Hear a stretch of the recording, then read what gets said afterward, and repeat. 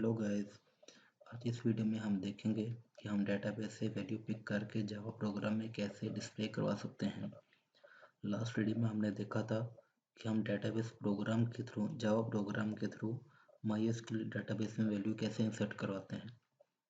इस ट्यूटोरियल में जैसा कि हमने पहले से हमारे पास ये रिकॉर्ड पहले से इंसर्टेड है MySQL डेटाबेस में, हमने इस रिकॉर्ड को अपने जावा प्रोग्राम में डिस्प्ले करवाना है। सबसे पहले हम इसे जे टेबल में डिस्प्ले करवाना चाहते हैं, इसी वजह से जे टेबल ड्रैग एंड ड्रॉप करते हैं और उसका साइज एडजस्ट कर लेते हैं।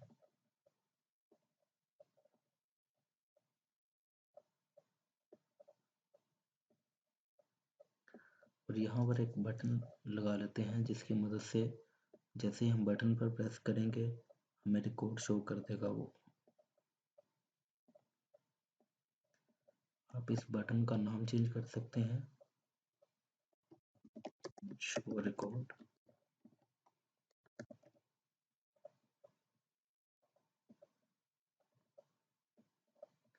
प्रॉपर्टीज में जाकर इसका साइज ज़्यादा कर लेते हैं।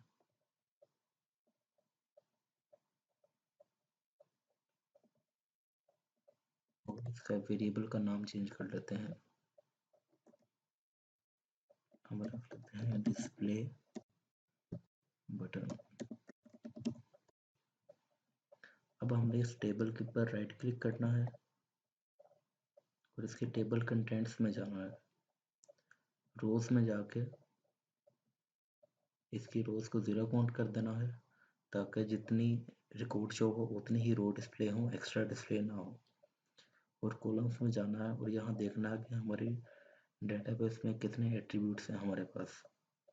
जैसा कि हमारी डेटाबेस में 4 फील्ड्स हैं, ID, name, address and contact. हम सेम नाम यहाँ पे रखेंगे, आईडी,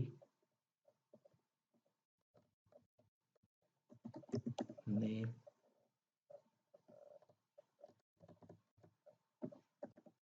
एड्रेस। जिस फॉर्म में डेटाबेस में है उसी फॉर्म में हम यहाँ पे से गेट करेंगे एंड कॉन्टैक्ट और ओके प्रेस कर दें, क्लोज कर दें, सॉरी। अब शो रिकॉर्ड पे डबल क्लिक करके इसके बैकएंड पे जाते हैं ताकि जैसे ही बटन प्रेस हो हमें यहाँ पर रिकॉर्ड्स डिस्प्ले हो सकें। डबल क्लिक करके इसके बैकएंड रिकॉर्ड में जाना है आपने।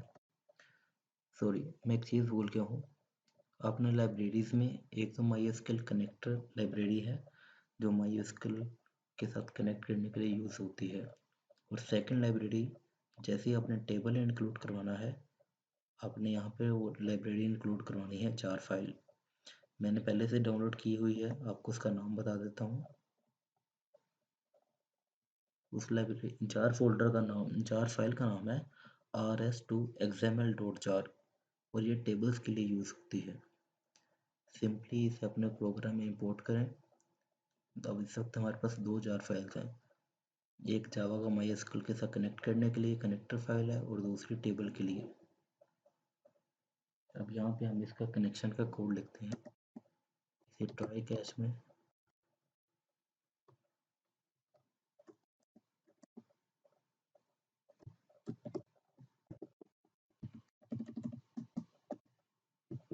सिंपली अगर हमारे पास एक्सेप्शन आती है तो हम इस जे ऑप्शन में शो करवा देंगे।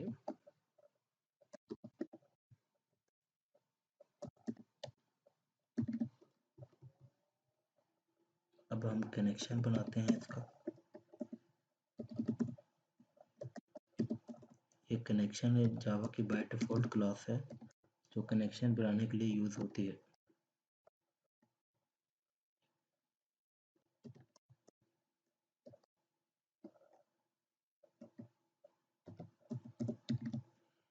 और अगर आपका यहाँ पर एरर आए तो आपने सिंपली ओल्ड एंटर प्रेस करना है और इसकी क्लास को इंपोर्ट करवा लेना है। मैंने पहले से इंपोर्ट करवाई हुई है, इस वजह से मेरा एरर यहाँ पे शो नहीं कर रहा। ये कनेक्शन की इंपोर्ट क्लास है। जिस भी लाइन में एरर आए आपका तो वो इस वजह से आता है कि आपका पैकेज इंपोर्ट नहीं होता। सिंपली इसके ऊपर क्लिक करके ओल्ड एंटर प्रेस कर दिया करें, वो इंपोर्ट कर देगा। अब हम करते हैं कौन is equal to driver manager, जो इसकी क्लास है जावा डॉट गेट कनेक्शन। यहाँ भी आपने ओल्ड एंटर प्रेस करके इसकी इंपोर्ट करवा लेनी है, और गेट कनेक्शन में हम लिखेंगे JDBC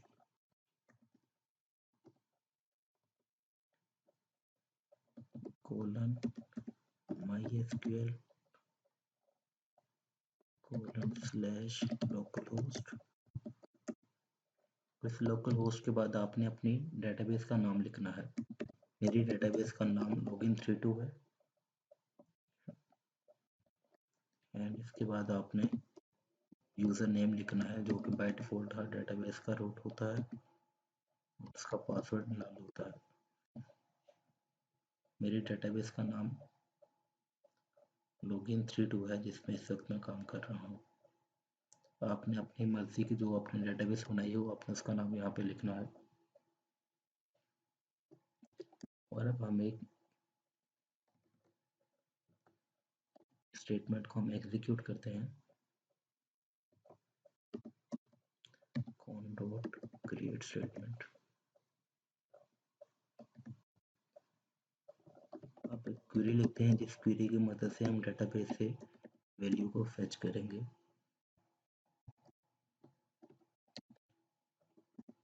सेलेक्ट एस्टेरिक फ्रॉम, मेरे टेबल का नाम है कॉन्टैक्ट्स, ये मेरे टेबल का नाम है। आपने यहाँ पे अपने टेबल का नाम लिखना है। और अगर आपने स्टैटिक मीन्स आप जितनी भी वैल्यूज हैं सब गेट करके ले के आ रहे हैं। अगर स्टैटिक ना लिखें तो आप यहाँ पर अपनी मर्जी से जितने भी फील्ड्स गेट करवाना चाहें वो लिख सकते हैं, लेकिन मैंने सारी फील्ड्स को गेट करवाना है इसलिए मैं स्टैटिक लिखूंगा यहाँ पे। एंड रिजल्ट सेट,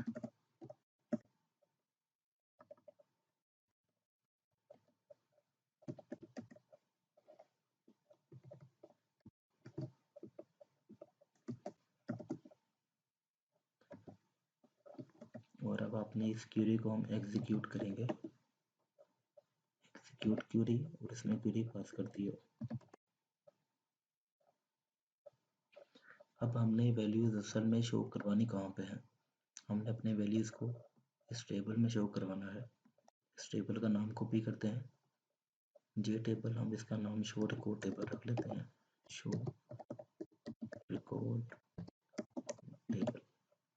इसको यहाँ से कॉपी करें, आप यहाँ पेस्ट करें,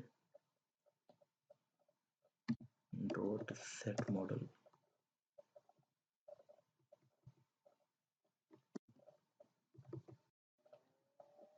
सेट मॉडल में आपने लिखना है db utils dot result set to table model, and इसमें rs आपने पास कर देना है।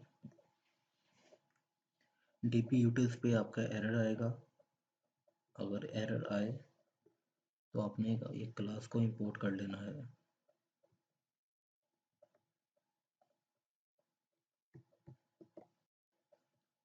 ये db utils की क्लास को, हमारा कोड कंप्लीट हो चुका है। अब सिंपली इसको एग्जीक्यूट करते हैं। ये हमारे टेबल का नाम है जिसमें वैल्यू हम शो करवाना चाह रहे हैं डेटाबेस से पिक करके, और ये हमने क्वेरी लिखी है। अब इसको एग्जीक्यूट करते हैं।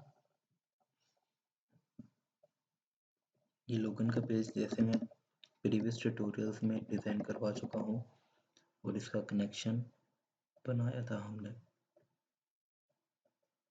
सिंपली इस वक्त हमने इस बटन पर काम किया है।